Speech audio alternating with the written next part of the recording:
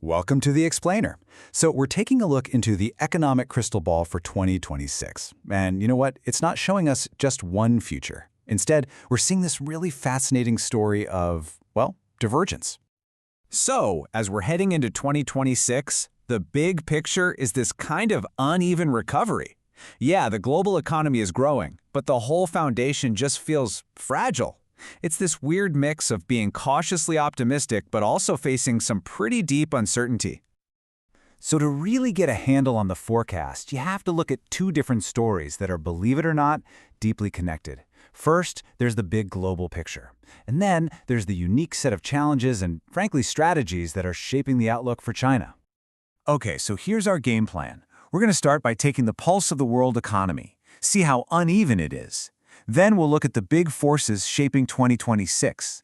After that, we'll do a deep dive into China's really unique inflation problem and how they plan to rebound.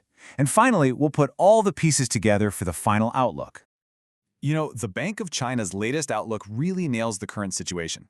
They basically see a world where, yeah, technically growth is back, but expectations for what comes next, they're all over the place.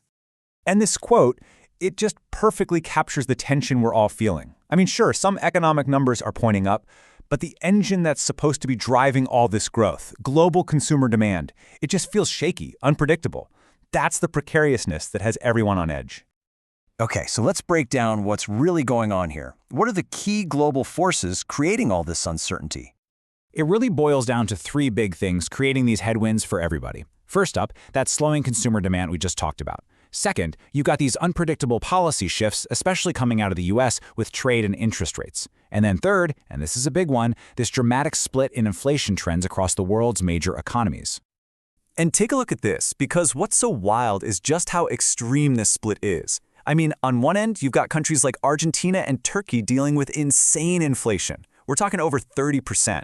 Then in the middle, you have the US, Europe, and Japan all kind of hovering around that 2 to 3% sweet spot.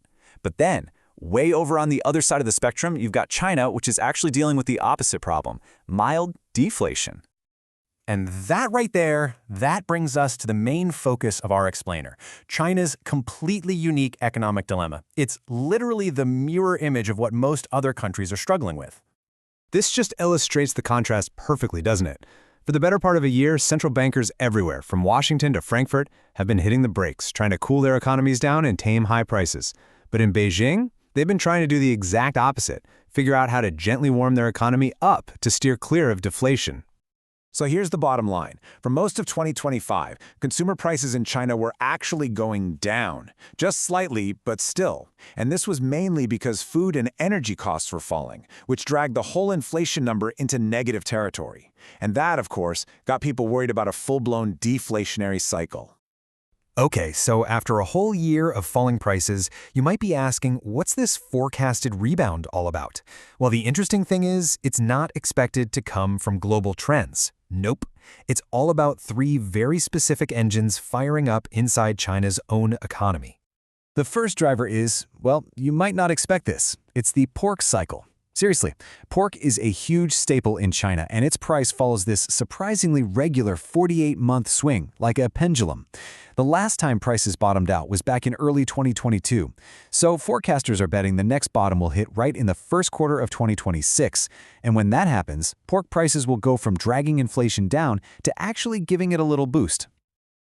All right, the second driver is a rebound in consumer demand. This is expected to push up what economists call core CPI to 1%. And what's interesting is that this is actually stronger than the main headline inflation number. That difference is a really big deal, and here's why. See, core CPI is important because it strips out all the really volatile stuff, like the price of food and energy, including our pork cycle. So it gives you a much cleaner look at the underlying demand for just everyday goods and services. When you see core CPI on the rise, it's a good sign that people are starting to feel more confident and are spending again. And that's a huge piece of the puzzle for this 2026 rebound story. But maybe the most fascinating piece of this whole forecast is a really unique policy. It's aimed at tackling a very modern and very Chinese economic problem, something called involution. So what on earth is involution? Well, think of it as this pointless, hyper-competitive race to the bottom. In economic terms, you see it in industries where there's just way too much capacity. Companies get trapped in these brutal price wars, slashing prices just to stay afloat. The problem is, nobody wins. It just hurts the entire industry and leads to stagnation. So, this anti-involution policy from Beijing is basically a direct intervention to stop this destructive cycle in its tracks. The goal is pretty straightforward. Cut back on the oversupply in key industries, put a stop to those damaging price wars, and hopefully, finally, stabilize industrial prices which have been falling for years. Okay, so we've looked at the shaky global picture, and we've looked at China's domestic game plan. What does it all mean when you put it together for 2026? Let's get to the bottom line. For the average consumer in China, the forecast is for a really gentle return of inflation. We're talking 0.6%. So what does that mean? It means prices should stop falling, which is good, but they're not going to skyrocket either. That should provide some relief without putting a major squeeze on people's wallets. But for industry, the picture's a little more complicated. Producer prices, so what factories are charging, are still expected to be in negative territory. But that minus 1.9%, that's actually a huge improvement over 2025. It's a sign that those anti-involution policies might just be starting to work, stabilizing things at the factory gate. And really, that's the key takeaway. The 2026 forecast is basically a tale of two different worlds. You have the global economy struggling with this slow, fractured recovery that's just full of uncertainty. And then you have China, trying to pull off this very delicate, policy-driven rebound, this gentle reheating of their economy to escape that weak deflation. Which of course leaves us with a million-dollar question for 2026. As these two completely different stories collide, will China's carefully managed rebound be strong enough to power through the headwinds blowing in from a really fragile global economy? That's the dynamic everyone is going to be watching.